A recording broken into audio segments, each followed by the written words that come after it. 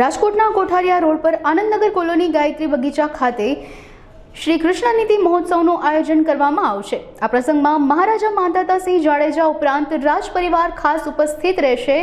20 ઓગસ્ટથી 27 ઓગસ્ટ સુધી આ મહોત્સવ યોજાશે, જેમાં કૃષ્ણ ભક્તિને લઈ અલગ અલગ કાર્યક્રમ રજૂ કરવામાં આવશે।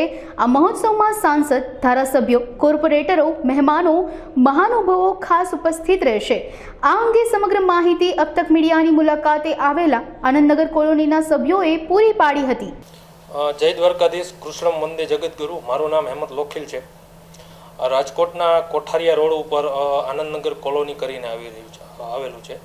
ત્યાં અમે તારીખ 20/8/2024 થી 27/8/2024 સુધી એક શ્રી કૃષ્ણ નીતિ મહોત્સવ કરવા જઈ રહ્યા છે, જેના દ્વારા અમે ભગવાન શ્રી કૃષ્ણની નીતિઓ બાબતે દરેક લોકો સુધી ભગવાન કૃષ્ણની નીતિઓ પહોંચે એ બાબતે અમે એક નાનકડો એવો પ્રયાસ કરવા જઈ રહ્યા છીએ। કારણ કે કૃષ્ણ ભગવાન તો સમગ્ર જગતના ગુરુ છે। એને કોઈ સમજાવી શકે એવો કોઈ વ્યક્તિ કે એને કોઈ એક વસ્તુની અંદર તમે એને કોઈ એક કિતાબ કે બુકની અંદર તમે સમાવેશ કરી શકો એવી તો કારણ કે એ તો ઇમ્પોસિબલ છે। પણ અમે એક નાનકડો એવો પ્રયાસ કરી રહ્યા છીએ જેનાથી લોકો સુધી ખાસ કરીને ખરેખર કૃષ્ણ ભગવાન જ્ઞાનમાં શું છે, કૃષ્ણ ભગવાન વિજ્ઞાનમાં શું છે, કૃષ્ણ ભગવાન લોકમાં શું છે, કૃષ્ણ ભગવાન શ્લોકમાં શું છે, કૃષ્ણ ભગવાન દરેક જગ્યાએ એક હાસ્યમાં જ જોવા મળતા હોય છે।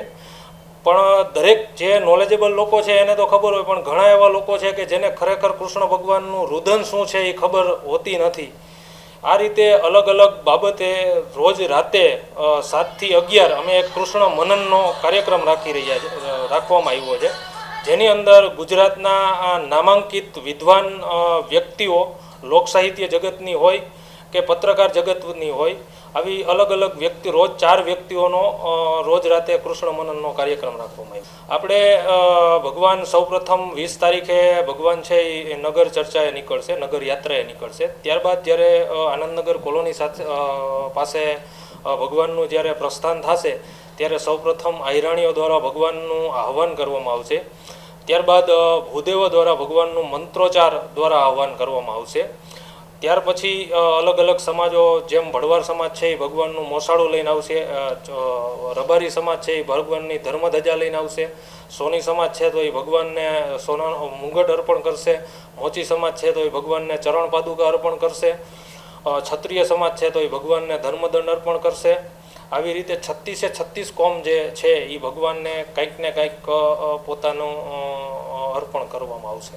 અમે જનરલી અમારી ઈ પત્રિકા અને જે અમારી જે પત્રિકા છે એ દરેક જગ્યાએ અમે જે મુખ્ય જગ્યાએ હોય જ્યાં લોકો વધારે ભેગા થતા હોય છે એવી દરેક જગ્યાએ અમે અમારી આમંત્રણ પત્રિકાઓ પહોંચાડવામાં આવી છે। પણ કદાચ કોઈ વ્યક્તિને આમંત્રણ ન મળ્યું હોય તો મીડિયા દ્વારા અમે સમગ્ર રાજકોટની જનતાને શ્રી કૃષ્ણ નીતિ મહોત્સવમાં જોડાવા બદલ આમંત્રણ આપીએ છીએ।